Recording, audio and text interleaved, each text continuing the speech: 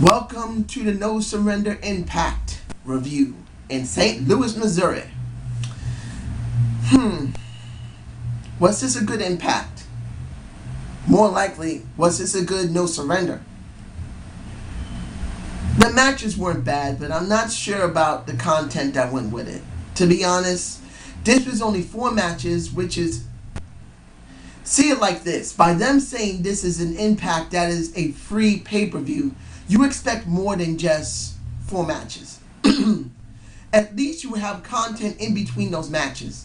A good amount of content. We didn't get either. We did get a long matches, but not much content at all. So I'm getting the content, the match is over. AJ Styles against Styles Aries. This was the second best match of the night. At first, I thought it was the first, and look, I thought it was a damn good match, and it was. The crowd was totally into it. It was a great match. The only reason I'm saying it that it isn't the best match of the night is what happened later in the night. Seeing Styles Aries and AJ Styles, these guys have such great chemistry.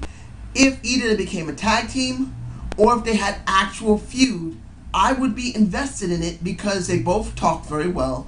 They both got great in-ring work. They got great in-ring presence. They may not be big guys, but they're cut. So I would be invested in a feud with these guys or as a tag team. So hopefully after Bound for Glory, we're either going to get a feud from these guys or we'll have them as a tag team. Counting on what happens at Bound for Glory. So I say it's the second best match of the night. Now, Robert Roode versus Magnus. It was not the best match of the night, but it was a good match for both of them. And in the end, just like in the first match, the person that I said was going to make it, I didn't say anything about who won the first match, you already know. But I'm saying this, my last review, I said that it was going to be a good chance that Styles Aries would not win this. It was going to be AJ Styles, and it was going to be Magnus. And this match, Magnus won over Roode, who is one of the longest reigning world champions. I felt it was good for Magnus to be there. And then when it came to the backstages for the backstage for Magnus was actually quite good. He said it clearly after Sting said, "We're glad you're here. Even though you weren't a world champion, we knew you were the future." And Magnus, and I believe this is the most ironic thing about Magnus, he is the future of the business right now. I'm not talking about TNA. I mean, in general, he's 26 years old. He should already be near the top right now. But he's been stuck in mid-card.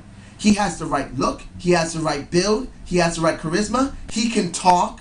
He's got some good in-ring work. It isn't great for well, we know big men can't move around that great, but he moves around pretty well.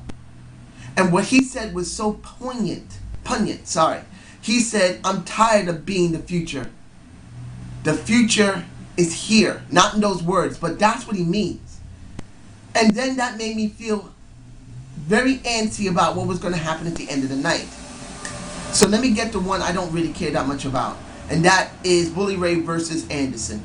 Now, I said months and months and months ago that these guys were going to come to a head. Like I said, was this great storytelling? No, it wasn't. It was bullshit. Who wants to care about them? But when you're given shit, you got to turn that into lemonade. The Aces and Eights have sucked for 6 months now, at least. And the only reason I've said at least 6 months is because Bully Ray, when he got the title, he gave them a little bit of life. So now, what do we got? We got a last man standing match set up by a Hulk Hogan, who's saying, "You're going to get it now, brother. This is your end, brother." The match wasn't that great. In the last man standing match, you expect him to go and do a lot of outside work. You expect maybe there might be a little bit of weapons involved. We got one table and one chair. And then Taz annoyed the fuck out of me. I'm not a big Mike Tenay fan. I'm not. But he had way more interest to me than a Taz. And that's saying a lot. I just felt Taz was useless here. Either make Taz go back to his normal old boring self or just take him off of commentary. That's what I'm hoping for. But in the end, what did we get?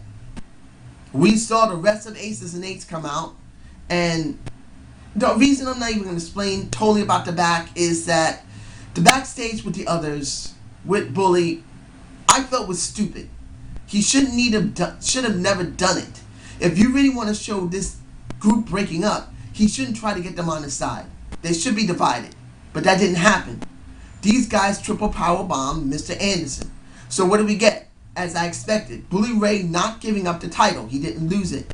But I have to say, at least with a that Brooke Tessmacher looks some nice booty in those tight shorts. And seeing her give a little whack to Mr. Anderson wasn't bad in my humble opinion. But it kind of makes things sad. I'm going to explain that later. But as I said, Bully Ray didn't lose the title, and I didn't expect him to. So the last match was simply the match of the night. AJ versus Magnus. Now, they didn't have bad chemistry, but this is really to highlight Magnus. Magnus truly looked great there, and the people were into him. In the end, of course, AJ won. But the thing that confuses me, that made no damn sense, when the trifecta, the great gentlemen's club of Rude, Kaz, and Daniels come out, and I call them the trifecta because they are the trifecta of the TNA roster. But after what Rude said about wanting to nail them to make sure that no one made it, how come these guys could continue the match? Why did Brian Hefner continue the match? It made no sense. I know they're going to say, oh, wait a minute. Rude, Kaz, and Daniels interfered, but this was about Rude. They could have done a fatal four-way with all these guys. But that didn't happen. They just beat the shit out of Magnus and AJ, and then AJ and Magnus got back up and continued the match, which defeated the purpose of the trifecta coming out. These guys should have never came out in the first place. They should have been able to bury them.